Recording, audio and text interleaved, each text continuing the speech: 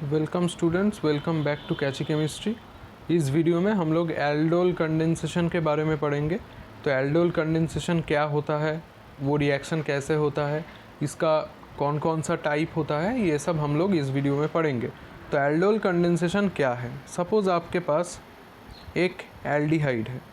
कैसा aldehyde? Suppose आपके पास ऐसा एक एल्डिहाइड है CH3 C डबल बॉन्ड में O और यहाँ पर H। आपके पास ये वाला एल्डिहाइड है। इसका नाम क्या है? 2 कार्बन है, तो इसका नाम आप जानते ही हो। इसका नाम है इथानल।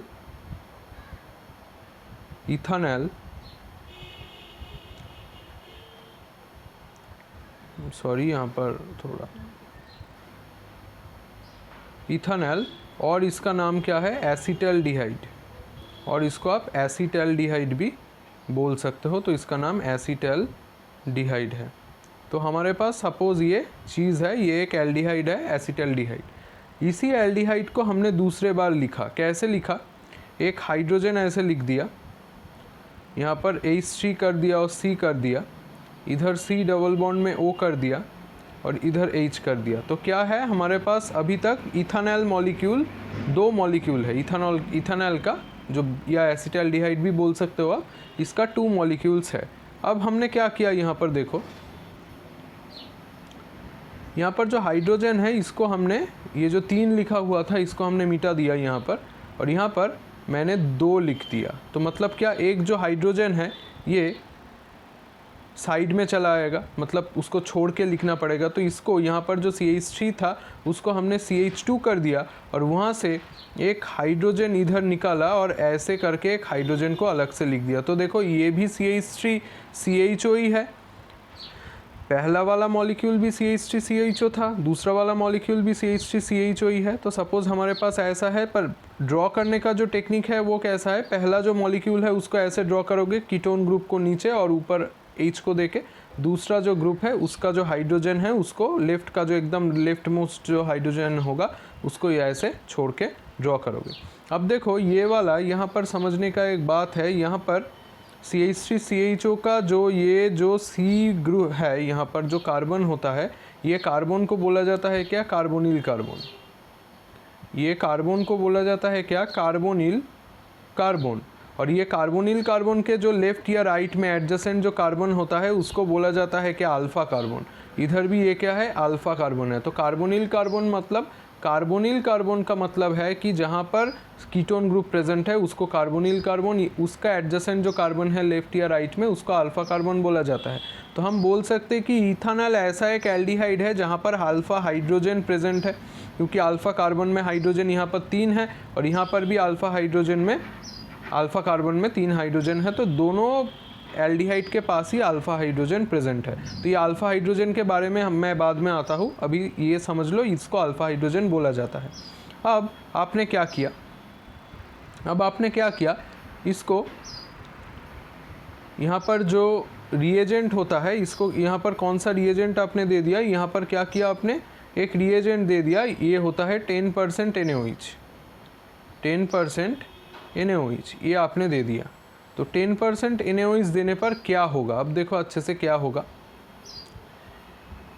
ये वाला जो हाइड्रोजन होगा, जहाँ पर मैं ग्रीन से मार्क कर रहा हूँ, ये वाला जो हाइड्रोजन होगा ये जाएगा और ये जाके ये ऑक्सीजन को अटैक करेगा और उसको OH बना देगा। यहाँ पर ऑक्सीजन का जो डबल बॉन्ड है ये घूम के इधर आ गया, ये ब्रिज की तरह खुल जाएगा, घूम के इधर आ गया, और ये घूम के इधर आने पर क्या होगा? ये कार्बन के साथ ऐसे करके बाइंड कर जाएगा। तो देखो अब क्या होगा, आपके पास ऐसा तो था CH3, ये वाला तो था, लेफ्ट से मैं लिख रहा हूँ, फॉलो करो। CH3 ऊपर में क्या था? C, ऊपर H था तो H भी आएगा। अब नीचे ये वाला जो O है वो में क्या आ जाएगा? ये H आके तो अटैक कर गया, तो यहाँ पर क्या आ जाएगा? यहाँ पर नीचे जो है ये OH में कन्वर्ट हो जाएगा। तो नीचे क्या आ जाएगा? नीचे आ गया इधर OH। तो देखो यहाँ पर जहाँ पर O था उसमें H आ गया तो OH हो गया। अब OH आने पर सिंगल बॉन्ड हो गया, तो डबल बॉन्ड था O के जगह पे, वहाँ पर वो बॉन्ड जो है वो खुल गया। वो बॉन्ड खुलने के बाद ये CH2 वहाँ पर अटैक कर गया, तो ये यहाँ पर आ गया CH2, फिर C डबल बॉन्ड O था और फिर यहाँ पर H आ गया। तो देखो दोनों जो एल्डिहाइड मॉलिक्यूल है जहाँ पर अल्फा हाइड्रोजन था, दोनों एक साथ जुड़ गए थे। यहाँ पर दोनों एक साथ क्या हो गया है, एक साथ कंडेंस्ड हो गया है, मतलब क्या, दोनों एक साथ जुड़ गए हैं। और इसी जो रिएक्शन है इसको ही बोला जाता है क्या, एल्डोल कंडेंसेशन। इसको ही बोला जाता है क्या, एल्डोल कंडेंसेशन। एल्डोल का मतलब क्या है समझ लो। एल्डोल में दो वर्ड है, यहाँ पर देखो ALD प्लस OL। तो ALD मतलब क्या, ALD मतलब है एल्डिहाइड, और OL ऑल का मतलब क्या है, ऑल किसको बोला जाता है, अल्कोहल।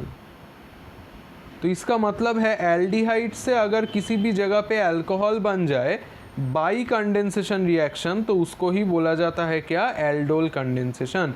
तो एल्डोल कंडेंसेशन का मतलब क्या है, सिंपली एल्डिहाइड लोगे और उससे क्या बनेगा, एल्डिहाइड लोगे और उससे क्या बनेगा, अल्कोहल बनेगा। जैसे कि यहाँ पर आपने देखा कि मैंने दो एसिटाल्डिहाइड मॉलिक्यूल लिया और यहाँ पर क्या आ गया, यहाँ पर एक एल्डिहाइड आ गया है, क्योंकि यहाँ पर OH ग्रुप प्रेजेंट है, तो ये एल्डिहाइड आ गया है।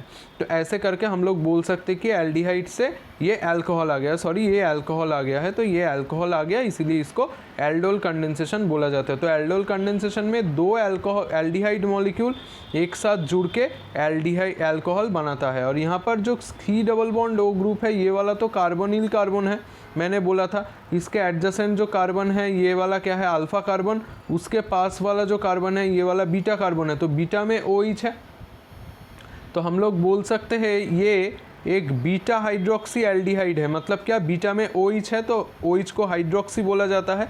OH का जो प्रीफिक्स होता है वो हाइड्रोक्सी होता है, तो इसीलिए हम लोग बोल सकते हैं इसको बीटा हाइड्रोक्सी। और CHO ग्रुप प्रेजेंट है, तो इसीलिए एल्डिहाइड इसको बोला जाता है, बीटा हाइड्रोक्सी एल्डिहाइड इसको बोला जाता है। अब एक चीज़ देख लो, यहाँ पर क्या होगा, यहाँ पर अगर हम लोग ये CH2 को मिटा दे, यहाँ पर एक हाइड्रोजन को ऐसे ड्रॉ कर दे और उसके ऊपर हम लोग क्या कर दे, हीट दे दे I2 के साथ। I2 भी डिहाइड्रेटिंग एजेंट होता है, तो I2 हीट देने पर यहाँ पर क्या होगा, डिहाइड्रेशन ही होगा। तो डिहाइड्रेशन मतलब क्या, हीट दिया है तो पानी निकल जाएगा। पानी कैसे निकलेगा, पानी देखो वहाँ पर ऐसे निकलता है, जहाँ पर OH है उसके पास में से ये H को लेगा और यहाँ से निकल जाएगा by means of सेटजेफ rule. सेटजेफ rule अगर आपने नहीं देखा तो आपने एल्किन का वीडियो आप चाहो तो देख सकते हो, वहाँ पर मैंने बोला था कि सेटजेफ रूल क्या होता है। क्योंकि यहाँ पर जो कार्बन है वहाँ पर 2 हाइड्रोजन है और लेफ्ट में जो ये कार्बन है यहाँ पर 3 हाइड्रोजन है। तो जहाँ पर 2 हाइड्रोजन है, जहाँ पर कम हाइड्रोजन है, वहाँ से ही एलिमिनेशन होता है और वहाँ से एलिमिनेशन होके जो कंपाउंड बनाता है वो मेजर कंपाउंड बनाता है। तो ये OH और H एक साथ निकल गया, तो OH और H अगर एक साथ निकल गया तो यहाँ पर क्या आ जाएगा, CH3 आ जाएगा, उसके साथ CH आ जाएगा, ये ऐसे CH आ गया। अब यहाँ पर डबल बॉन्ड आ जाएगा, ये वाला जो जगह है अल्फा और बीटा के बीच में, देखो डबल बॉन्ड आ गया, फिर CH आ गया और फिर उसके बाद CHO, ये तो पड़ा हुआ है तो CHO इधर भी आ जाएगा। तो ये इधर हम लोग लिख सकते हैं CHO। तो ऐसे करके ये जो कंपाउंड तैयार हुआ CH3 CH double bond CH single bond CHO, इसको बोला जाता है क्रोटोनैल्डिहाइड। इसको बोला जाता है क्रोटोनैल्डिहाइड। और ये क्रोटोनैल्डिहाइड क्या, शू पॉलिश में काम आता है क्रोटोनैल्डिहाइड। तो क्रोटोनैल्डिहाइड, तो हम लोग बोल सकते हैं कि एसिटाल्डिहाइड हमने 2 मॉलिक्यूल लिया, जहाँ पर एल्डोल होगा, एल्डोल होने का मतलब है एल्डिहाइड से अल्कोहल बनाना, और वहाँ पर क्या होता है 10% NaOH, ये रिएजेंट देने पर 2 कंडेंस्ड होता है एक साथ, इसीलिए इसको कंडेंसेशन बोला जाता है। और कंडेंसेशन बोला गया है इसलिए ये जुड़ के एक बीटा हाइड्रोक्सी एल्डिहाइड बनाता है और फिर ये क्रोटोनैल्डिहाइड बना देता है हीट करने पर। तो पहले तो ऐसा बोला जाता है कि एल्डिहाइड से ही होता है, बाद में ये भी देखा गया कि एल्डिहाइड के अलावा अगर आपने कीटोन भी ले लिया तब भी हो सकता है। तो यहाँ पर कीटोन से कैसे एल्डोल होता है ये अब देख लो। सपोज़ आपके पास जोड़ने का जो टेक्निक मैंने बोला ये सेम ही है, आपके पास CH3 C double bond O और नीचे ऐसे CH3, तो कीटोन को C double bond O group को हमेशा ऐसे ऊपर या नीचे दे के लिखना, जैसे हमने वहाँ पर लिखा है। ये एक एसीटोन मॉलिक्यूल है, ये एक एसीटोन मॉलिक्यूल है, ये प्रोपान 2 या प्रोपान ओन हो सकता है, प्रोपानोन या प्रोपान 2 भी आप इसको बोल सकते हो। अब हमने क्या किया, यहाँ पर एक H को छोड़ दिया, यहाँ पर कर दिया CH2, फिर कर दिया C डबल बॉन्ड O और यहाँ पर CH3। तो ये भी तो एक एसीटोन मॉलिक्यूल ही है, क्योंकि यहाँ पर हाइड्रोजन को हमने क्या किया, छोड़ के ड्रॉ कर दिया। तो मैंने बोला ही था एक हाइड्रोजन को ऐसे छोड़ के ड्रॉ करना है, वही हाइड्रोजन जाके अटैक करेगा। अब यहाँ पर रिएजेंट दोगे, यहाँ पर दोगे 10% NaOH, ऐसे दोगे 10%, या डाइल्यूट भी आप दे सकते हो 10% NaOH। तो जाएगा ये जाके क्या करेगा, ये ऑक्सीजन को अटैक करेगा, ये बॉन्ड घूम के इधर आके फिर ये जाके इधर कार्बन में अटैक कर जाएगा, जैसे कि मैंने वहाँ पर दिखाया था। तो यहाँ पर क्या आ जाएगा, ये आ गया आपके पास CH3, फिर ऊपर CO था तो उसमें OH आ गया, नीचे जो है यहाँ पर H आ गया, यहाँ पर एक सिंगल बॉन्ड आ गया क्योंकि यहाँ पर अटैक हो रहा है, सिंगल बॉन्ड आके CH2, फिर C डबल बॉन्ड में O और फिर CH3। तो ऐसे करके अगर कोई भी चीज़ को ड्रॉ करोगे तो एल्डोल कोई बात ही नहीं है, एल्डोल को आप इजीली फॉर्म कर सकते हो। तो यहाँ पर भी देखो कीटोन एक साथ जुड़ गया, तो नॉट नेसेसरी कि सिर्फ एल्डिहाइड ही जुड़े, तो उसको वो कीटोन भी जुड़ सकता है, तो ऐसे जुड़ गया। और यहाँ पर फिर से देखो एक चीज़ आया है, यहाँ पर ये कार्बोनिल कार्बन के पास में अल्फा कार्बन और उसके बाद बीटा कार्बन, ये वाला कार्बोनिल कार्बन है C डबल बॉन्ड वो वाला, तो बीटा में हाइड्रोक्सी आया है, तो बीटा हाइड्रोक्सी ये वाला कीटोन हो जाएगा क्योंकि कीटोन ग्रुप है यहाँ पर। तो बीटा हाइड्रोक्सी कीटोन इसको आप बोल सकते हो। अब अगर सेम चीज़ यहाँ पर अगर ये हाइड्रोजन को हम लोग इरेज कर दें और यहाँ पर एक हाइड्रोजन को ऐसे नीचे ड्रॉ कर दें, ऐसे नीचे नहीं, इसको मैं ऊपर ही ड्रॉ कर देता हूँ, इसको मैं मिटा देता हूँ यहाँ पर। हाँ, तो यहाँ पर अगर हमने ड्रॉ कर दिया तो ये H और OH एक साथ क्यों निकल जाएगा, H और OH निकल जाएगा सेटजेफ रूल के वाइज, क्योंकि वो वाला कार्बन में हाइड्रोजन क्या है, कम है। तो यहाँ पर हीट देने पर जो कंपाउंड तैयार होगा वो कैसा कंपाउंड होगा, देखो यहाँ पर CH3 आ जाएगा, फिर CH आ जाएगा, डबल बॉन्ड आ जाएगा, CH आ जाएगा, फिर CO आ जाएगा और फिर CH3 आ जाएगा, ये वाला कंपाउंड आ गया। अब देखो इसका इंडस्ट्रियल नेम भी है बीटा हाइड्रोक्सी कीटोन, इसको तुम बोल सकते हो क्या, डाई एसीटोन अल्कोहल। बहुत इंपॉर्टेंट है, बहुत बार क्वेश्चन आ चुका है acetone to diacetone alcohol, क्योंकि 2 एसीटोन डाई एसीटोन और अल्कोहल बना रहा है OH है, तो इसीलिए डाई एसीटोन अल्कोहल इसको बोला जाता है। और नीचे वाला जो कंपाउंड है इसको बोला जाता है क्या, मेसिटाइल ऑक्साइड, इसको बोला जाता है मेसिटाइल ऑक्साइड, मेसिटाइल ऑक्साइड। तो ऐसे करके आप इसको बोल सकते हो मेसिटाइल ऑक्साइड। तो ये याद रखना कि डाई एसीटोन अल्कोहल मिलता कहाँ से है, 2 एसीटोन में एल्डोल करने पर डाई एसीटोन अल्कोहल मिलता है और उसको हीट देने पर मेसिटाइल ऑक्साइड मिल सकता है। यहाँ पर हीट और I2 आप इजीली दे सकते हो और देने पर ये पानी निकल जाता है। तो यही होता है क्या, एल्डोल कंडेंसेशन। अब यहाँ पर छोटा छोटा कुछ बात जो है ये याद रखने का ज़रूरत है। कैसा बात है यहाँ पर याद रखने का जो चीज़ है ये देख लो। यहाँ पर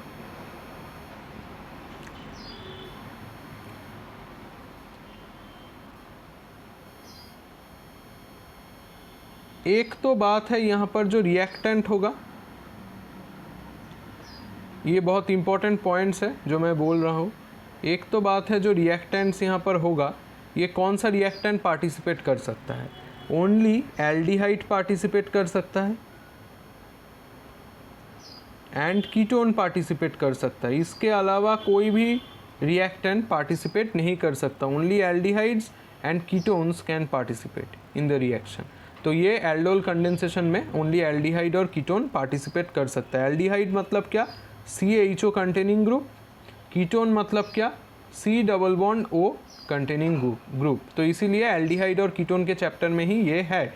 अब जो सभी एल्डिहाइड और कीटोन है वो सब पार्टिसिपेट नहीं कर सकता, इसमें भी थोड़ा सा रेस्ट्रिक्शन है, एक्सेप्शन है। तो एक्सेप्शन के ऊपर एक्सेप्शन। तो एल्डिहाइड्स और कीटोन्स यहाँ पर पार्टिसिपेट कर सकता है, पर हर एक एल्डिहाइड या कीटोन पार्टिसिपेट कर नहीं सकता।